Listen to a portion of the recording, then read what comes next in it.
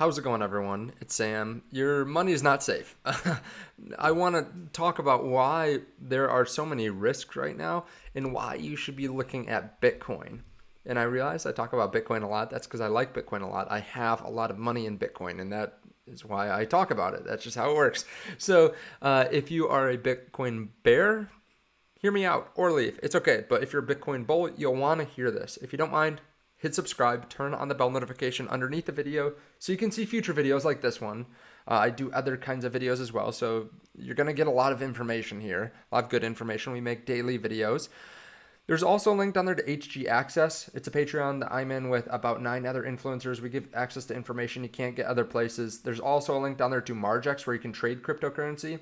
If you are a trader, it makes sense to have this set up, or if you want to start trading, you can set this up in just a few minutes. They don't need your KYC information, so you don't need to put in your social security number, your address, anything like that. You can set it up in 2 minutes, deposit, and start trading.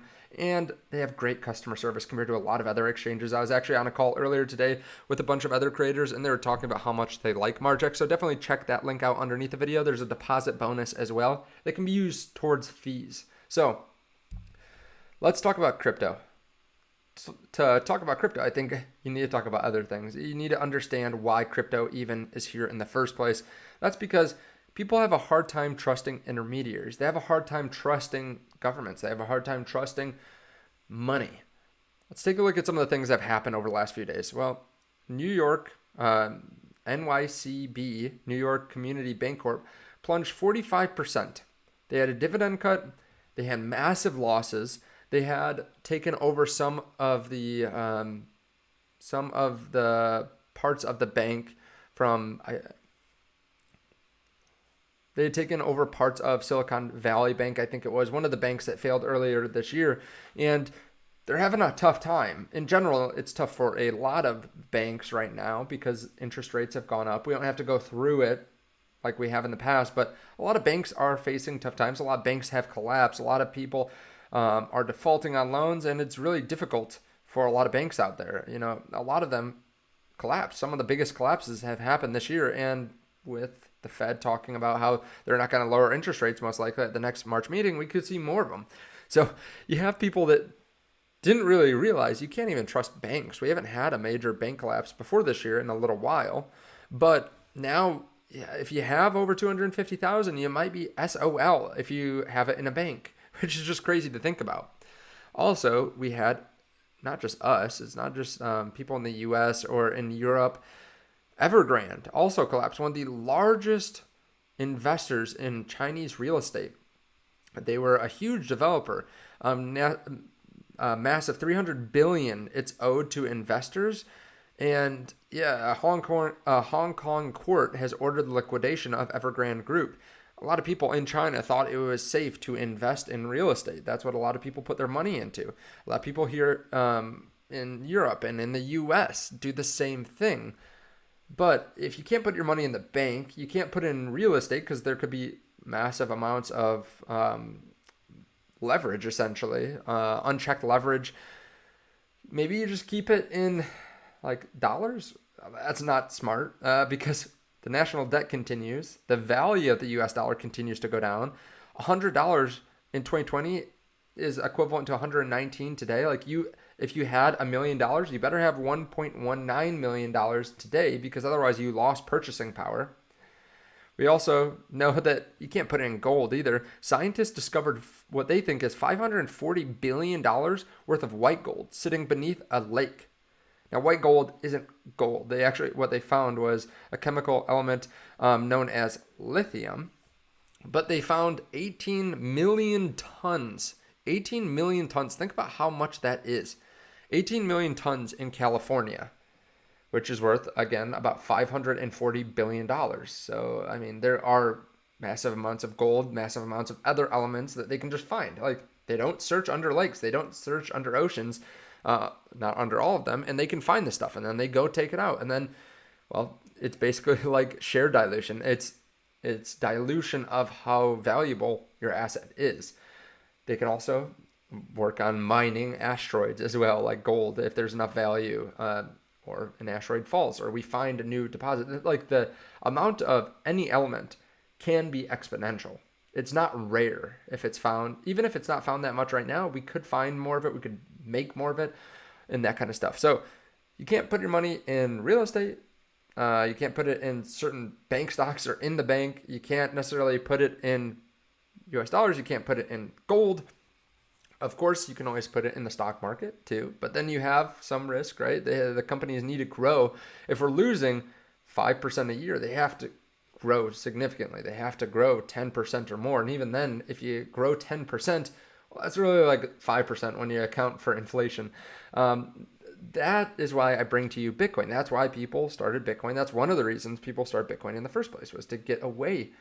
And I say people start Bitcoin. That's why people are interested in Bitcoin. Satoshi did it for a variety of reasons, but one is so that you don't have an intermediary. One, so that you can control your own asset. One is because there's a fixed supply, unlike every other asset. And we're just starting to see some problems with there just not being enough. Like there's just a fixed amount, and no matter how much money you come into the market with, you might not be able to buy as much as you want. And of course, like there has been some scarcity in the past. Bitcoin went from under 10 cents to $43,000. It's well respected amongst a lot of investors. It's thought of as its own asset class along with crypto. But now we have bigger players coming in. And I like videos like this because it's not just like, okay, this is the news. There's this, and this partnership today. No, this is how you think about it long term. There are a lot of things that aren't as safe as people think. They think it's safe until something bad happens. Even recently, a couple of years ago, there were 1,400 safety deposit boxes that were seized by the government. The people did nothing wrong, but the government just took them because they thought that the business that they were in was money laundering. So even things that you think are safe, the government can get to. Now, with Bitcoin, they can't. If you keep it on cold storage, there's no way the government can actually get a hold of it. Also, you don't need to have anyone else approve it. There's no intermediary. You can send it at any time. Now there are institutional players that are getting in on it. I mean, just over the last 3 weeks, BlackRock has bought 64,000 Bitcoin, worth about $2.8 billion. Fidelity has bought $2.3 billion, or 54,000 Bitcoin. There's only a set supply. Of course, the price has not been going up exponentially, right? It's actually calmed down a little bit since some of the excitement around these ETFs. But part of that is that there was a massive entity that sold over 100,000 Bitcoin, so that definitely pushes the price down. But if you chart when these ETFs are buying, like the amount that they buy or sell, the net flows are actually very similar to Bitcoin's price. Like the first couple of days we had some net flows in, there was a bit of a pump, and then we had net flows out. GBTC was selling a lot. Now we're seeing net flows in again the last few days, and you can see the price has been recovering up to 43,000. Of course, there are other players, so it's not just based on them, but it does follow loosely what's happening with these ETFs, and these ETFs are going to keep on buying. They're going to keep on advertising. There are more entities that are buying all the time that get clearance. Yep, our clients can start buying these ETFs. Some of those need to be approved. So this scarcity is going to take effect. We have a Bitcoin halving as well. I was just looking up some of the news on Bitcoin today. We have the Bitcoin halving happening. So there's going to be less supply that hits the market.